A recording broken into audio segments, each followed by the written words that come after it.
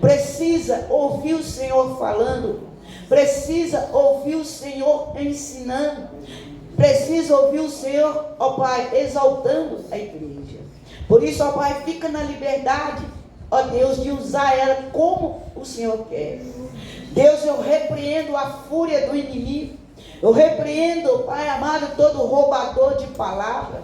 Eu repreendo, ó Pai, toda inquietação dentro da igreja. Eu repreendo o espírito do sono. Eu repreendo toda a fúria do inimigo que tenta, neste momento, ó Pai, tentar frustrar, ó Pai. Mas o Senhor é Deus que nos guarda. Guarda tudo que é dela. Guarda a família dela. Guarda, ó Pai, tudo que pertence a ela. Que nesta noite, ó Pai, eu coloco ela nas mãos do Senhor. Que seja feita a tua vontade. Em nome de Jesus. A igreja diz: amém. Aplaude ao Senhor.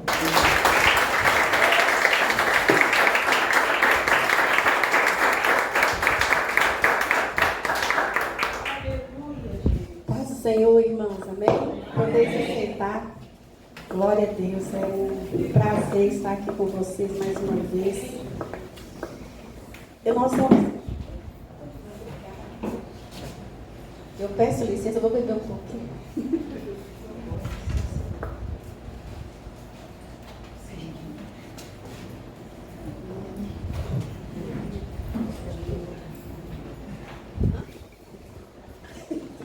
Amém. Queridos, nessa noite Deus colocou um texto no meu coração muito conhecido, que eu creio da igreja. Mas Deus, a palavra de Deus se renova, né? Aleluia. A mulher samaritana. Glória. Nós vamos falar sobre ela porque o caminho é o mesmo. O caminho sempre vai ser o mesmo. O caminho não muda. O que você faz, você vai continuar fazendo. A questão é como você vai estar nesse caminho. Então, nós vamos abrir a Bíblia no livro de João, capítulo 4, e vamos ler o texto.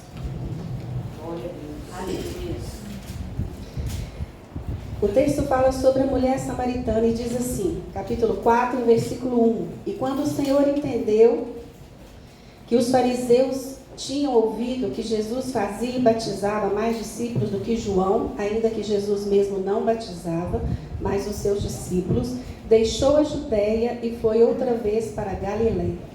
E era-lhe necessário passar por Samaria. Foi, a uma cidade de Samaria chamada Sicar, junto da herdade que Jacó tinha dado ao seu filho José. Estava ali a fonte de Jacó. Jesus, pois, cansado do caminho, assentou-se assim, junto da fonte. Era isso quase a hora sexta. Veio uma mulher de Samaria tirar água. Disse-lhe Jesus: dá-me de beber. Vamos parar aqui. Porque eu vou ir lendo e a gente vai explicando. Esse texto fala, todos nós já ouvimos falar que os samaritanos não conversavam com os judeus. Eles não suportavam, um não suportava o outro. E antes de nós continuarmos o texto, eu queria falar brevemente, vocês sabem por que os judeus e os samaritanos tinham ódio, literalmente ódio um do outro. A raiva deles era uma rixa, né? Que vinha passando de geração em geração, a ponto de os utensílios que tinham, vamos supor, se tinha um jarro na casa de um samaritano, um judeu não bebia água no jarro de um samaritano, porque ele achava que se bebesse ele se tornaria tão imundo como o samaritano se tornou, lembrando que quem morava em Samaria também eram judeus. Para vocês verem o nível de ódio, de asco que existia entre eles. Vou falar rapidamente por que aconteceu isso. Em Israel, na Bíblia relata o livro de Reis, né? Nós temos o livro de 1 Reis e 2 Reis. Israel foi governada por reis durante muitos anos. Então nós tínhamos o rei Saul. Depois que Saul morreu, veio o rei Davi. Depois que Davi morreu, veio Salomão. Até o reinado de Salomão, as 12 tribos de Israel, elas viviam harmoniosamente bem, se comunicavam, havia comunhão entre eles tranquilamente. Após a morte de Salomão, é levantado um novo rei, um dos seus filhos. Só me perdoa que eu não me lembro o nome dele agora.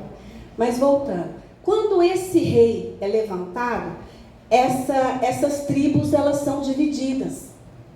Aí se estabelece o rei do sul, que foi governado por Roboão, e o reino do norte, que foi governado por Jeroboão. Quando há essa divisão, 2 tribos ficam no reino do sul, uma delas é a tribo de Judá e Benjamim, por isso vem o nome de judeu, da tribo de Judá, e as outras 10 tribos ficam no norte. E aí, o que acontece? Essas tribos que ficaram no norte, eram uma tribo que elas ignoraram completamente as leis do Senhor. Completamente. Então, os judeus que ali estavam começaram a se casar, porque se levantaram, a Síria veio e dominou o reino do norte. E ali vieram pessoas da Babilônia, vieram pessoas de outros lugares que não cultuavam ao Senhor. Gente, eu estou fazendo um resumão, tá? Só para vocês entenderem, que não cultuavam o Senhor. Então, os judeus que estavam ali, no norte, inclusive em Samaria, eles prestavam cultos mistos ao Senhor. Então, eles não adoravam mais o nosso Deus, o Deus de Israel.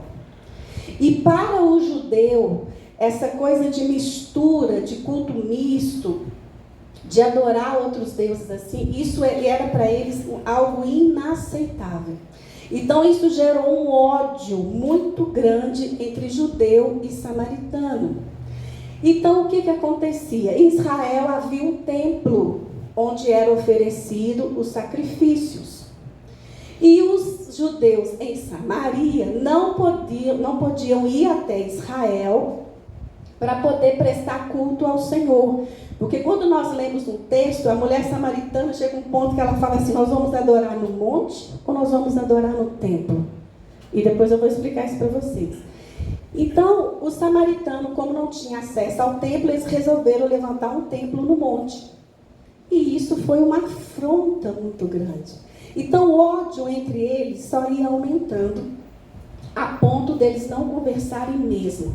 E isso era algo tão sério que tem várias passagens na Bíblia que se relata ao samaritano.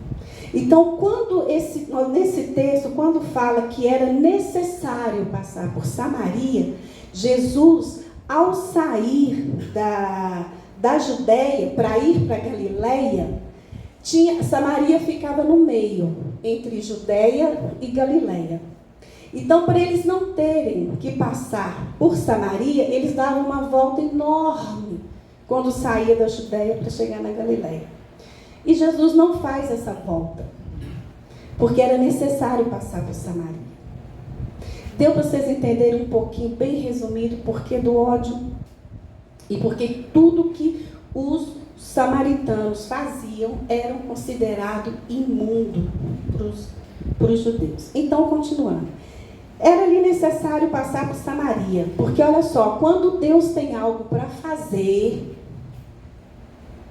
Ele vai atrás da gente. Ele vai.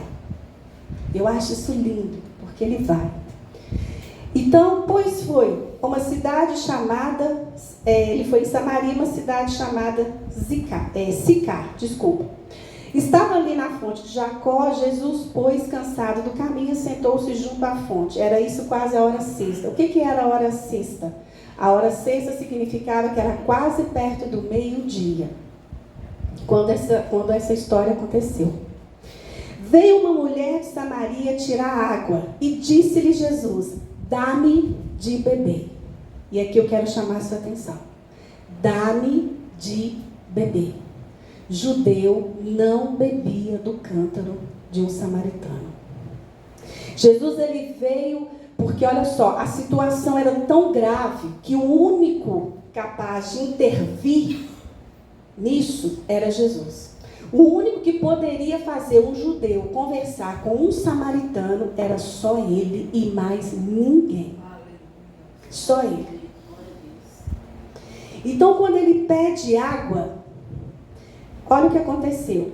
Porque os seus discípulos tinham ido à cidade comprar comida. Jesus manda os discípulos ir comprar comida e fica ali no poço de Jacó. Disse-lhe, pois, a mulher samaritana: como sendo tu, judeu, me pedes de beber a mim, que sou mulher samaritana? Porque os judeus não se comunicam com o samaritano. Jesus não disse a ela que era um judeu. Disse? O texto não fala.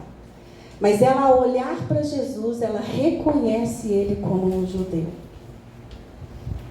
Nós temos característica que nos faz reconhecer quem somos.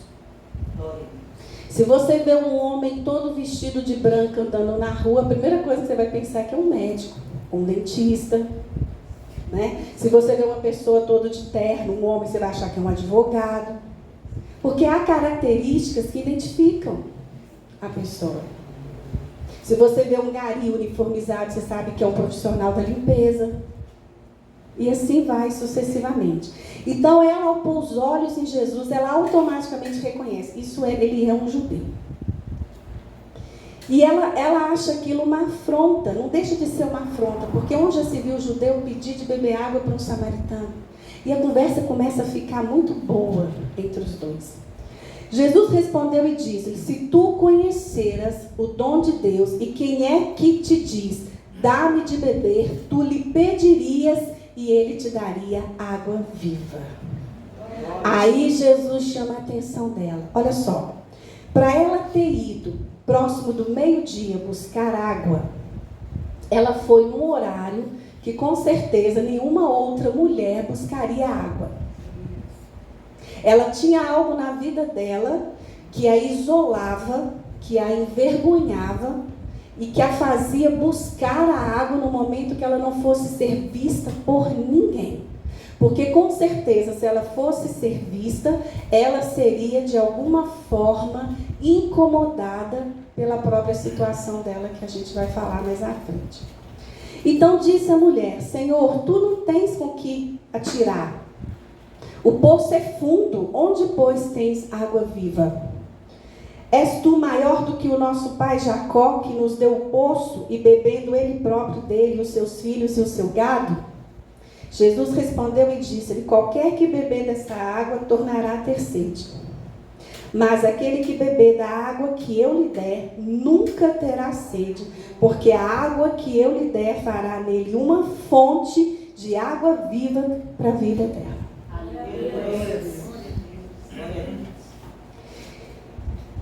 Jesus fala para ela que, olha, a água que eu quero te dar é uma água viva. E se você beber da minha água, você nunca mais vai ter sede. Há na nossa alma sede. Você já ficou com sede? Não é vontade de beber água. Sede, da boca secar. Da sua língua grudar no céu da boca, você ficar desesperado por um copo d'água. Quem já realmente sentiu sede, sabe do que eu estou falando. E a nossa alma tem sede. Sede de justiça. Sede de verdade. Há vários tipos de sede dentro de nós. Eu tenho a minha sede. Você tem a sua sede. E essa mulher tinha dela. Então, quando Jesus fala da água viva, isso chama atenção. Porque ela vê, então tem... O ai é por minha conta. Ela falou isso, não. Então, ela vê uma oportunidade de buscar água ou de ter água de uma outra forma que não fosse daquele poço. Porque aquele poço era um problema na vida dela. Porque ela tinha que ter um horário para ir buscar. Ela não poderia ir buscar junto com todo mundo. Então, continuando o texto, Jesus vira para ela e fala assim: então disse a mulher: Senhor, dá-me dessa água, para que eu não mais tenha sede e não venha aqui tirá-la. Então, quando Jesus fala que tinha uma água viva para dar para aquela mulher, ela gostou da ideia. Ela deve ter pensado, eu não vou precisar mais voltar nesse poço. Eu vou poder obter água de uma outra forma que não seja aqui. Porque com certeza ela fazia aquele caminho todos os dias. Porque água naquela época era como se encontrasse um petróleo nos dias de hoje. Água era sinônimo de riqueza. Quem tinha um poço, quem era dono de um poço, quem encontrava água, realmente era uma pessoa diferenciada na época. Então ela viu uma possibilidade de não ter que voltar naquele poço. Aí Jesus vira para ela, e aí agora começa a ficar bom. Disse Jesus, vai, chama o teu marido e vem cá. Essa pergunta me intriga. Por que Jesus mandou ela buscar algo que ele sabia que ela não tinha? Por que Jesus faz isso com ela? Porque quando ela se interessa em beber pela água, aí ele põe uma condição para ela tomar dessa água. Então vai lá, traz seu marido. Quando ele diz isso, ela vira e fala assim, a mulher respondeu, não tenho marido. Disse-lhe Jesus, disseste bem, não tenho marido, porque tiveste 5, e o que agora tens não é teu marido. Isso disseste com verdade. Eu quero te fazer uma pergunta. Em que situação uma mulher tem um marido que não é dela? Só tem uma condição, uma amante.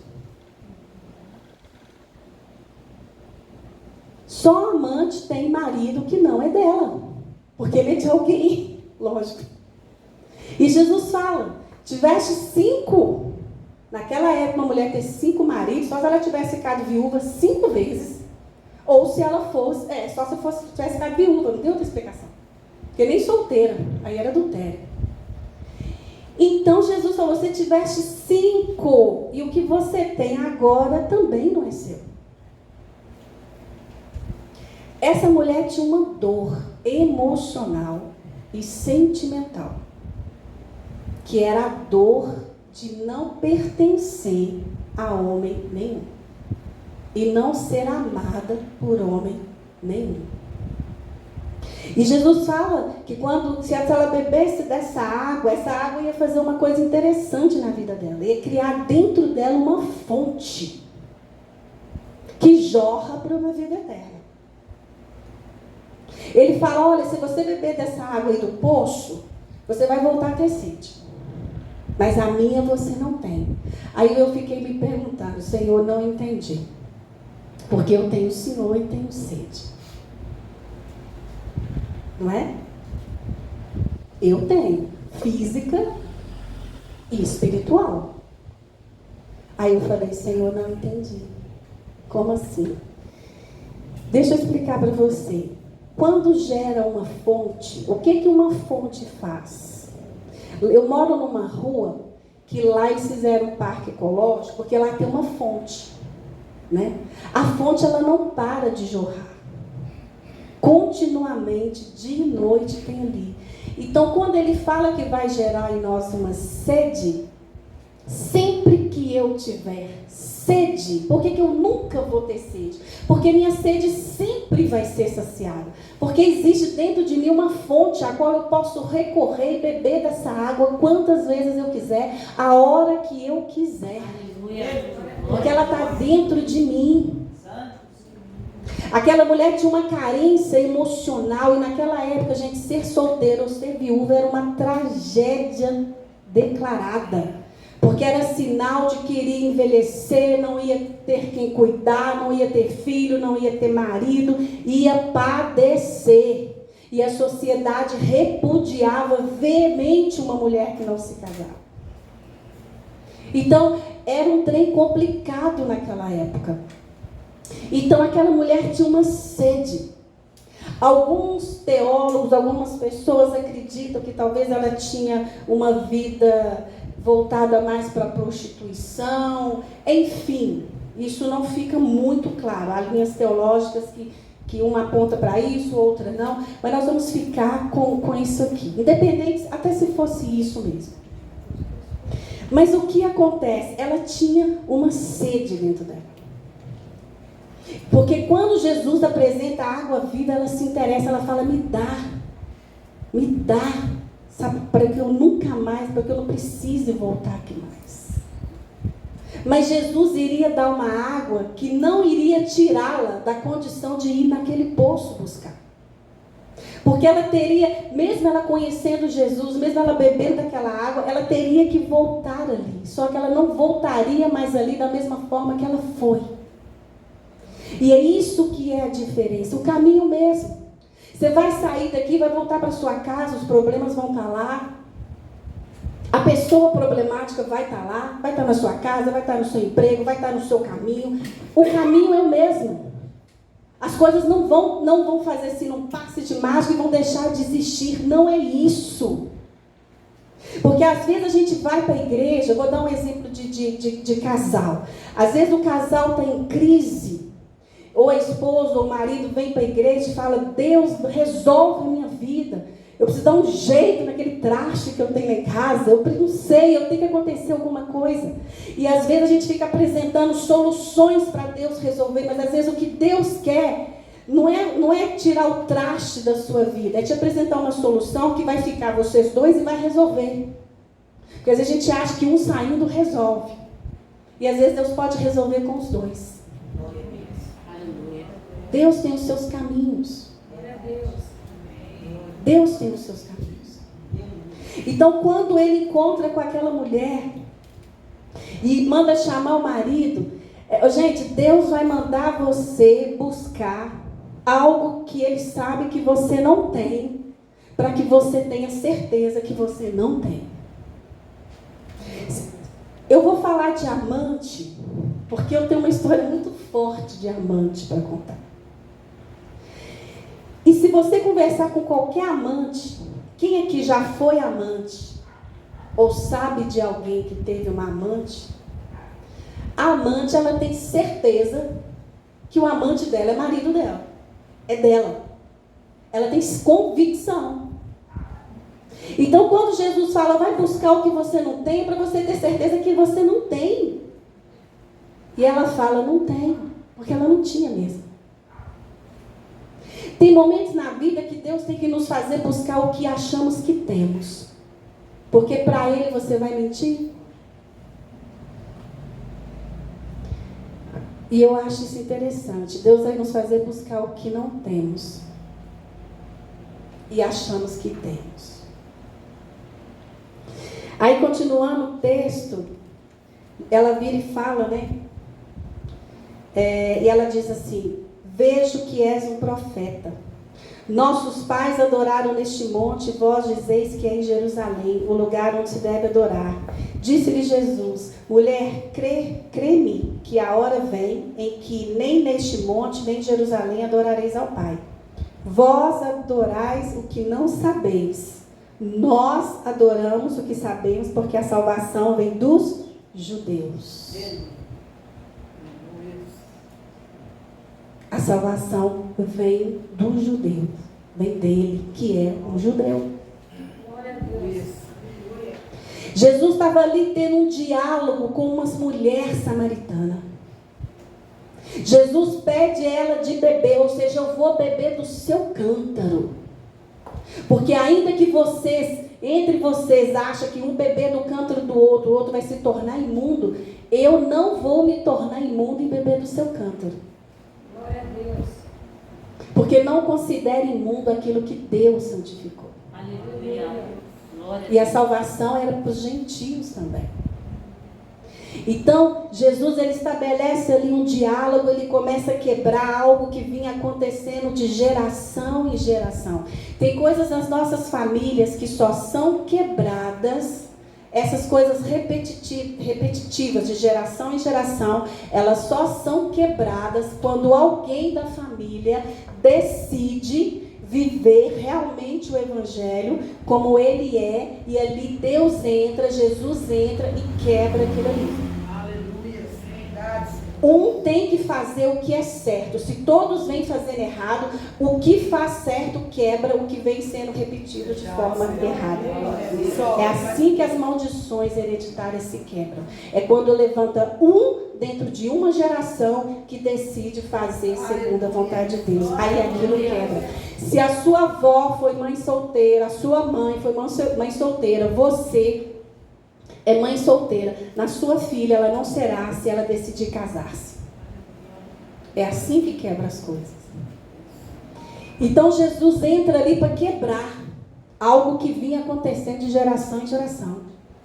Se você conhecesse o dom de Deus e quem é que te pede água, você me pediria água e eu lhe daria água viva.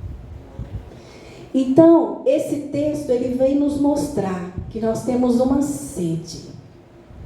E essa sede, ela é tão séria que ela não nos deixa avançar naquilo que Deus tem para nós se ela não for saciada. Se você sofreu uma decepção sentimental e você vira e fala assim, a partir de hoje não quero me envolver com mais ninguém. A sede está aí, mas você não bebe da água. Vocês estão entendendo? Se você já foi amante de alguém, você destruiu uma família. E se você foi vítima, você vai ter que resolver esse BO com Deus. Quando Deus me deu esse texto, Deus foi claro comigo. Eu quero tratar uma questão de amante. Falei, tu me salva. E eu vou falar exatamente o que Deus mandou. A Bíblia fala que assim como é Cristo, assim como é marido e mulher, é Cristo e a igreja. A história de Cristo com a igreja termina com um casamento. E adultério é algo extremamente sério aos olhos de Deus. Porque adultério é quebra de aliança. Aliança. E se você adulterou, se você está em adultério, a coisa é séria. E você tem que resolver isso diante do Senhor. O adulterar não é o ato em si sexualmente dito. Davi estava lá passeando no alpendre, viu Betseba, banhando-se. Sabe por que ele a viu? Porque naquela época as construções, as pessoas pobres, as casas eram baixas. Para ele ver, ele estava no lugar mais alto. Aí vem a concupiscência dos olhos. E depois a consumação. Antes da consumação vem a concupiscência. Como que se dá nos nossos dias? Celulares. É estreito o que Deus me trouxe para falar, mas eu preciso falar.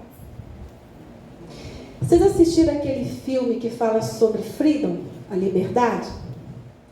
Do abuso de crianças no mundo que são vendidas como escravo sexual? Assistam. A minha irmã saiu do cinema apavorada, caçando a filha dela. A pornografia infantil, todos os homens e mulheres que têm a pornografia como um pecado na sua vida, como uma prática de celular, que a sua esposa deita, vira para o lado para dormir, você fica horas no celular, na pornografia, ou vice-versa, você está alimentando uma rede por trás disso que abusam crianças.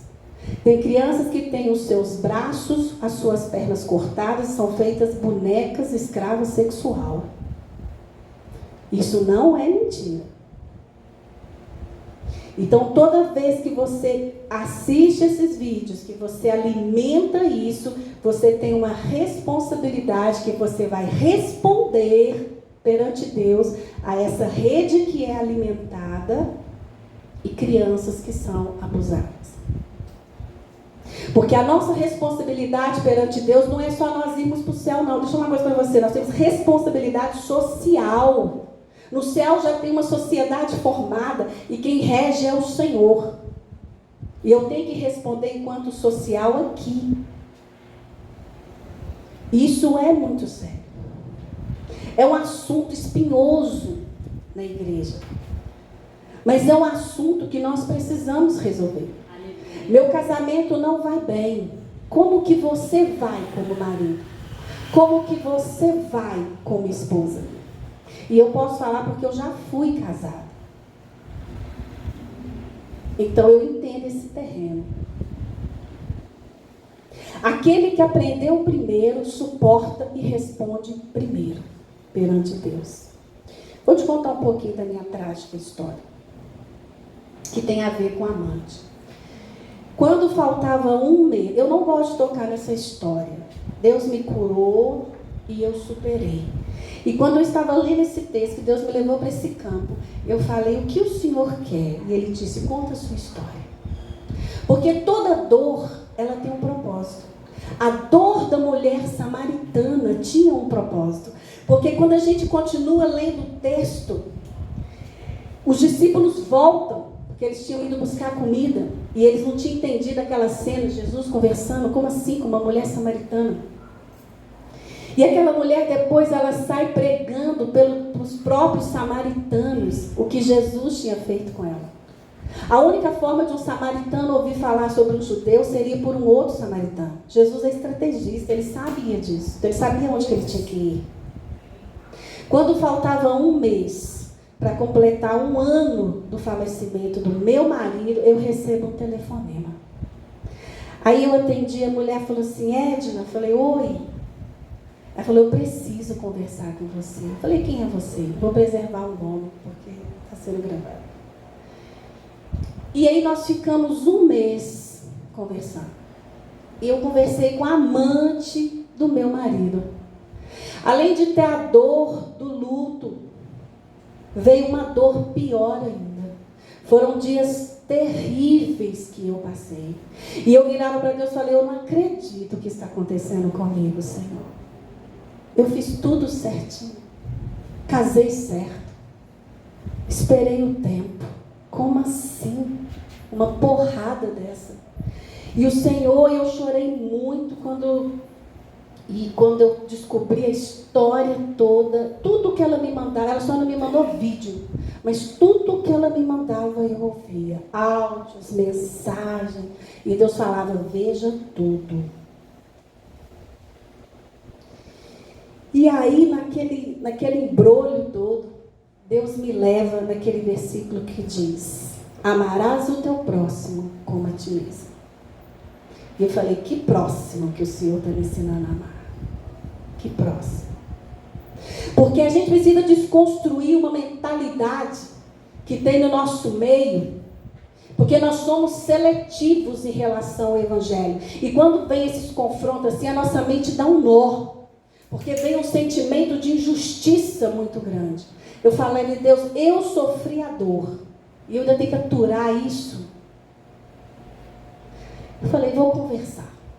E fomos conversar. E fomos conversando. E ela, a princípio, ela só veio me atacando. E eu não vou entrar em detalhes quanto a isso, não.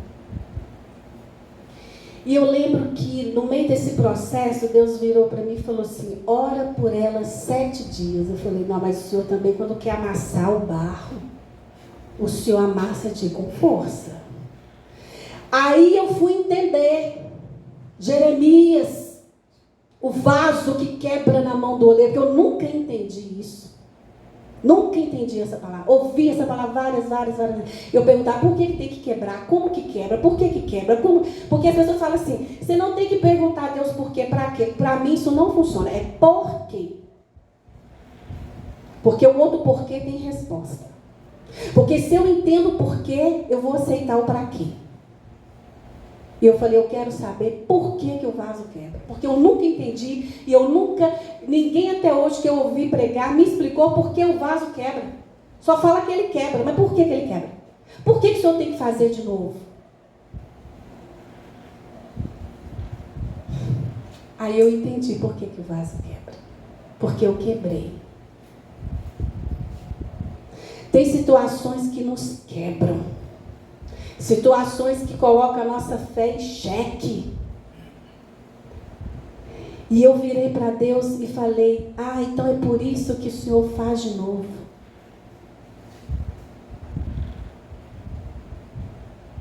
Aí ele fala, desce à casa do oleiro, vai ver as obras sobre as rodas. Agora uma coisa é você quebrar nas mãos de Deus. Porque não é Ele que te quebra, é você que se quebra. Por situações, por coisas da vida. E quando isso aconteceu comigo, eu fiquei aos cacos. Aos cacos. E outra coisa, você que é solteiro, eu vou te dar um conselho, porque a gente tem duas formas de a gente aprender. Ou você aprende com a sua própria dor e sofrimento, ou você aprende ouvindo o sofrimento dos outros. Então escuta o meu, para você não precisar fazer o caminho que eu fiz.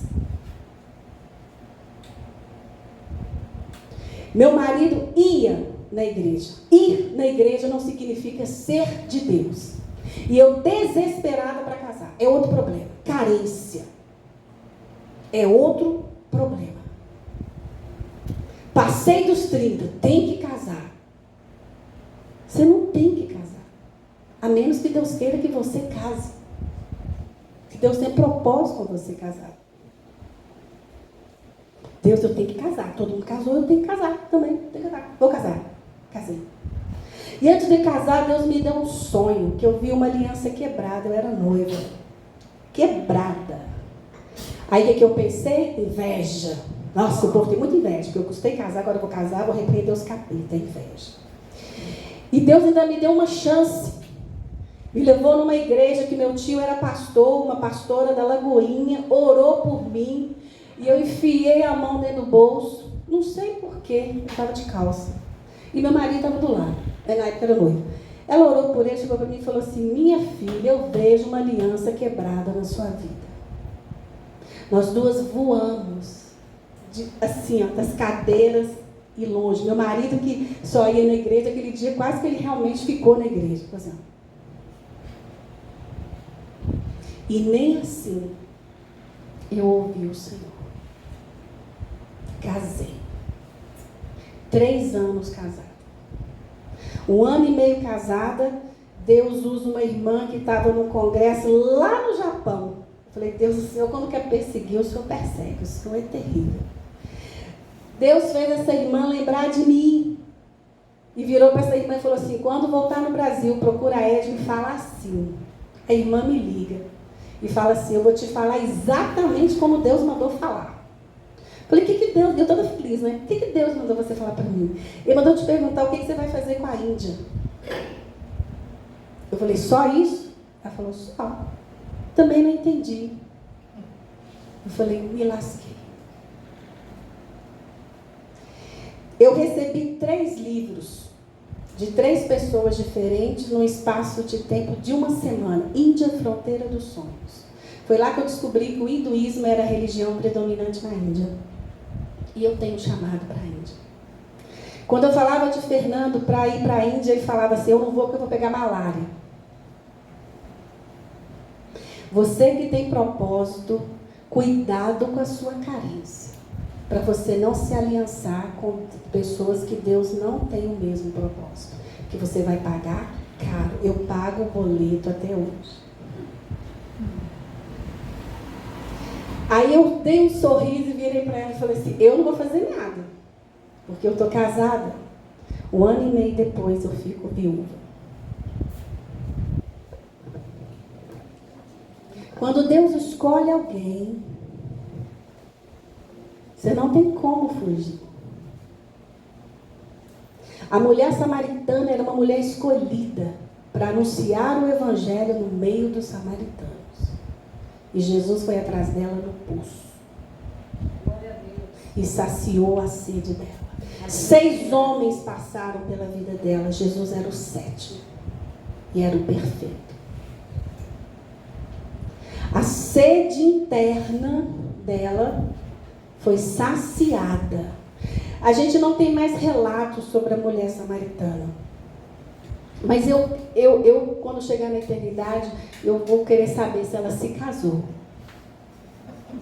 Porque Deus faz as coisas completas. Se o desejo dela era ter alguém, era ser amada, ela primeiro precisava ser amada pelo Senhor. Ela precisava sentir o verdadeiro amor, não ser usada, mas ser amada. E aí, eu estou terminando. E aí, a minha triste história. E nesse processo de 1 mês, Deus me deixou conversar com ela 1 mês. Ela me pediu perdão chorando. E eu perdoei. A coisa entre nós duas foi tão forte, tão sincera. Eu falei para ela assim, fulano, se você estivesse na minha frente agora, eu era capaz de te abraçar com toda a verdade da minha vida. Aí voltando, eu fiquei 1 semana orando por ela, travada. O primeiro dia eu falei, Deus, o Senhor está fazendo isso comigo. E eu orava.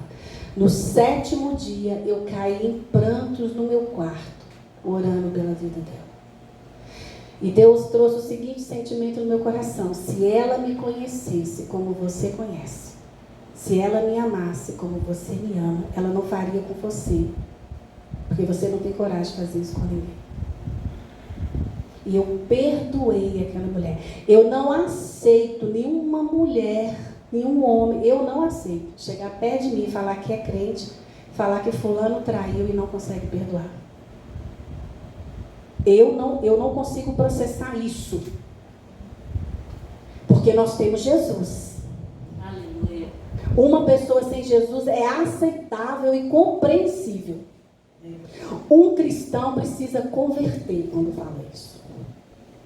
Porque eu passei por isso. Eu achei que jamais na minha vida eu ia sentir vontade de perdoar alguém como eu senti por aquela mulher. E eu falei com ela. E outra coisa, isso é uma opinião minha, tá? Porque aí eu fui tirar satisfação com minha sogra, que era uma mulher cristã. E ela me disse, eu falei, senhora sabia? Sabia. Por que a senhora não me contou? Porque eu ia destruir seu casamento. Falei, não chame para você uma responsabilidade que não é sua. Você não ia destruir. Destruído foi quando ele resolveu fazer o que fez. Não encobre o erro do seu filho. Se ele foi homem para me trair, que ele fosse homem para assumir o B.O. E a sorte dele é que ele morreu. Sabe o que eu estou querendo dizer? Eu cresci ouvindo isso na igreja. Quando a pessoa peca, encobre o pecado. E a Bíblia está errado, porque a Bíblia fala, confessai os vossos pecados uns aos outros, para que sejais sarados. E no caso de casal, quando um trai, você tem o dever de contar, para dar àquela pessoa o direito. Ah, mas se eu contar, meu casamento pode ruir. Aí é o preço que você vai pagar pelo seu erro. Mas você tem que dar à pessoa o direito de escolher ficar com você ou não, mesmo te perdoando. Foi o que eu disse para minha sogra. Você tirou de mim o direito de escolher se eu poderia continuar com ele ou não. A igreja não fala isso, porque isso é caro. Mas quando Deus me chamou para pregar o evangelho, eu falei com ele, o senhor não precisa de mais uma pregadora na terra, porque tem gente que prega muito melhor que eu, tem muito mais conhecimento que eu. Mas se o senhor está me levantando, ou a gente fala a verdade, ou o senhor me deixa onde eu estou. Porque o senhor não me tirou um marido, não passei por tudo aquilo. Porque se o senhor não poupou o seu próprio filho, o senhor vai me poupar? Acorda. Não vai.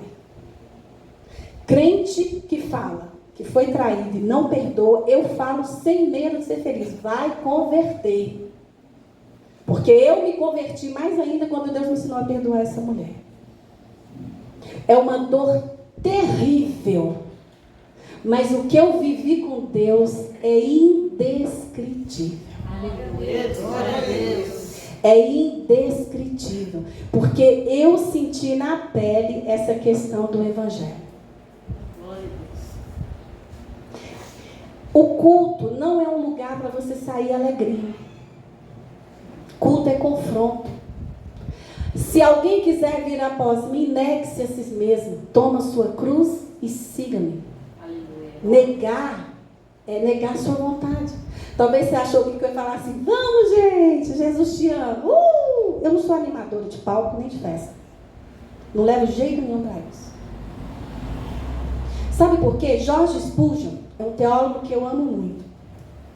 Ele disse assim, para você ir para o inferno, você vai ter que passar por cima de mim. Falei, que homem ousado. Toda sexta-feira eu ministro no meu trabalho para idosos. O mais jovem tem 78 anos. O mais velho, 95. Alzheimer, Parkinson, esquizofrenia. E eu vejo idosos chorando. Eu fico 1 hora pregando. Gente, eu já tentei pregar menos, é um treino. Eu fico 1 hora. Ninguém levanta nem para fazer xixi. Você vê o que Deus faz naquele asilo. Eu falei, Deus, eu sou fisioterapeuta, meu sonho é mexer com politraumatizado, adoro um quebrado. O Senhor me põe para mexer com idoso. Idoso, Deus, com Alzheimer. Tem uns que falam assim, eu não quero fazer exercício, aí eu passo aqui, você não vai me atender, não? Para a gente não me deixar doida. Eu falo, Deus, esse povo vai... Um dia eu falei, esse povo vai entender alguma coisa? E você acha que eu prego com eles assim, Jesus te ama? Não. Eu prego igual eu prego com vocês aqui. Eu virei para ele e falei, George Spurgeon, falei assim, ó, se vocês decidirem, falei assim, ó, se vocês decidirem ir para o inferno, sabe que vocês têm que passar por mim. Igual George Spurgeon diz. Aí eles ficam caladinhos igual vocês não. Eles perguntam. Aí uma lágrima falou assim, como assim? Eu falei assim, no que depender de mim, de dizer a vocês a verdade, eu vou dizer. Mas se você for para o inferno, saiba que a escolha foi sua. É o que George Spurgeon diz. Passa por mim. Você vai ter que passar. Primeiro você vai ter que ouvir a verdade. Aí você vai sabendo da verdade. Porque a segunda maior prova do amor de Deus aos homens é o inferno. Depois dele mesmo. E eu vou falar rapidinho sobre isso para fechar. Aguenta firme, eu tenho 5 minutos. A cadeia, vocês concordam? Eu não estou falando de quem está preso lá injustamente, não. Estou falando de quem está lá porque realmente cometeu um crime e merece estar lá, beleza? A cadeia não é uma forma de proteger o cidadão de bem? Sim ou não? Sim. Você que é pai e mãe, porque eu não tive filho, você sempre quis o melhor para o seu filho. Só que o seu filho cresce e faz escolhas, como você fez as suas e eu fiz as minhas. E se ele, porventura, escolheu um caminho errado, que levou ele lá para a cadeia, a culpa é sua ou dele? Ele escolheu aquilo, ainda que tenha sido contra a sua vontade e os seus conselhos. E a cadeia é uma forma de nos proteger dessas pessoas. Então é uma manifestação de amor social. Vocês concordam? O inferno é o quê? Deus não manda ninguém para o inferno. Você vai, eu vou. Quando eu escolho não servi-lo, não amá-lo. Ele fez para o diabo os seus anjos. Igual a cadeia está lá, a cadeia está lá. Ninguém, os profissionais, como é que chama? O policial penal não fica assim, ó, vem para cá, aqui é ótimo. Não. Você fez caminhos que te levou para lá. Você vai fazer caminhos que vai te levar para o céu, para o inferno. Você está entendendo? E não é Deus que te mandou para o inferno. Você escolheu ir para o inferno. Por isso que eu falo igual George Spurgeon, passa por mim. Passa ouvindo a verdade. Eu falo para os velhinhos, se você chegar na eternidade e não te ver, você escolheu ir para o inferno. A minha patroa fica assim, Jesus! Eu falo, sabe por que eu prego assim para eles? Porque quando eu entrei no meu quarto orando, chorando, eu falei, Deus deixa eu fazer nada do que eu quero. Isso aí eu já baixei guarda. É impressionante. Aí eu falei assim, tá bom, é idoso, vão para os idosos, mas por que? Tu só me responde, eu pergunto demais, por que idoso? Não é para quê, eu pergunto por quê, para me entender o para quê. Aí o Senhor me falou, porque lá é a última chance que eles têm para que os seus destinos espirituais sejam mudados para sempre. Aleluia, Jesus. Aí eu nunca mais reclamei. O que eu estou querendo dizer é que o caminho é o mesmo. A mulher samaritana vai voltar para lá todos os dias. Mas agora ela volta diferente. Tem situações que só Jesus pode entrar na sua vida e na minha e resolver. Só Jesus pode mudar a forma como andando. Às vezes Jesus não vai mudar o seu caminho, mas Ele vai mudar a forma que você anda nesse caminho. Deixa eu retificar uma coisa, que hoje a gente tem que ter muito cuidado hoje com as coisas que a gente fala. O que eu falei com a minha sogra é a minha opinião pessoal. É o que eu faria se meu marido tivesse ficado vivo. Eu, Edna, tendo o conhecimento que eu tenho da Bíblia, pouco, mas é o que eu entendi. Eu faria assim. Eu não estou falando que você tem que fazer assim, a menos que você tenha o entendimento que eu tive. Porque Natan chegou para Davi, quando ele adulterou com Betseba, e contou para ele uma historinha. E ele mesmo perguntou para para Davi o que ele teria que fazer. E Davi deu a sentença. E ele falou: esse homem é você.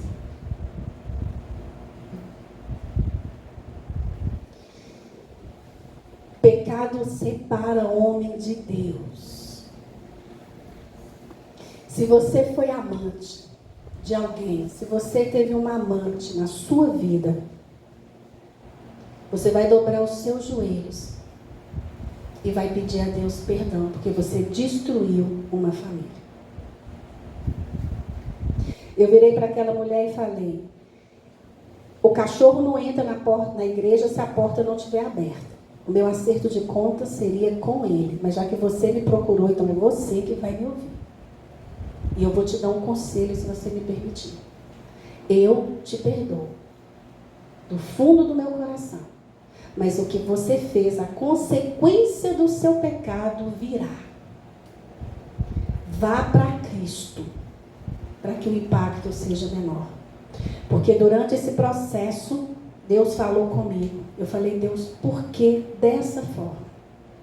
E eu rasguei meu coração, o Senhor trouxe ao meu coração: com Ele eu acerto. Na eternidade você vai acertar.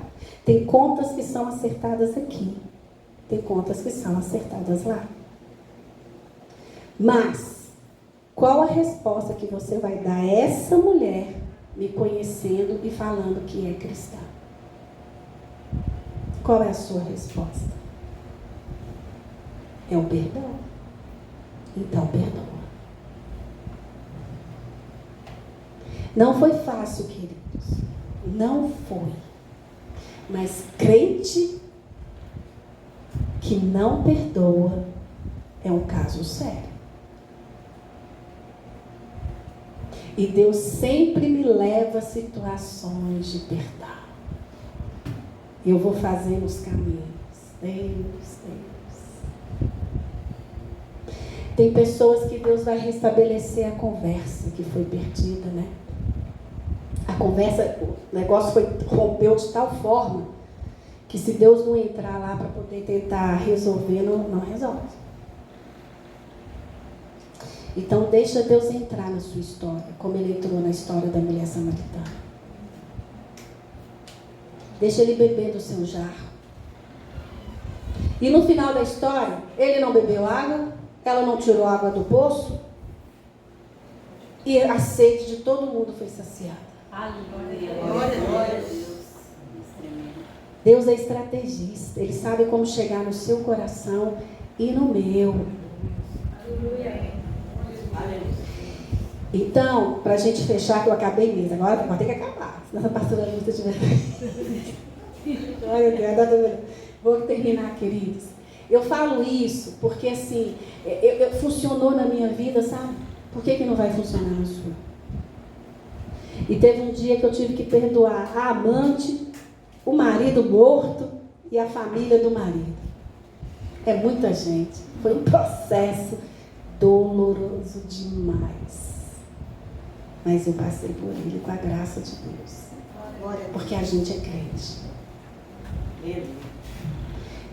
O mundo, gente, só vai conhecer Cristo quando eles enxergarem em nós um amor de verdade. E o amor verdadeiro é um amor que diz verdade, que fala a verdade, que confronta no tempo e na hora certa. Muitas famílias são destruídas por causa do adultério. E isso gera muita dor. Se você foi um agente ou uma agente que foi a causadora ou o causador dessa dor, peça a Deus perdão. Peça a Deus perdão. Se você está traindo a sua esposa no celular, peça a Deus perdão, porque não é só ela que você está traindo, é uma rede de pedofilia que você está ajudando a alimentar. E que na eternidade Deus vai cobrar de você. Isso é muito sério. Se você tem filho, se você tem filha, pensa muito quando você vai abrir um site pornográfico. Pensa muito. É o crente da segunda-feira, é o crente quando a luz está apagada, é o crente quando só está você e Jesus e mais ninguém. Isso não é só homem não, tá? Pornografia feminina está uma coisa horrorosa. Então, se você destruiu uma família, peça a Deus perdão. Se você foi vítima de uma traição, como eu fui, perdoa. Perdoa quem você tem que perdoar. Não sei por que Deus me trouxe aqui para trazer essa palavra e contar essa história, mas foi para alguém. Isso eu tenho certeza que foi para alguém. Porque assim como ele foi no poço, era necessário passar por Samaria. Era necessário que você estivesse aqui ouvindo essa palavra. Era necessário.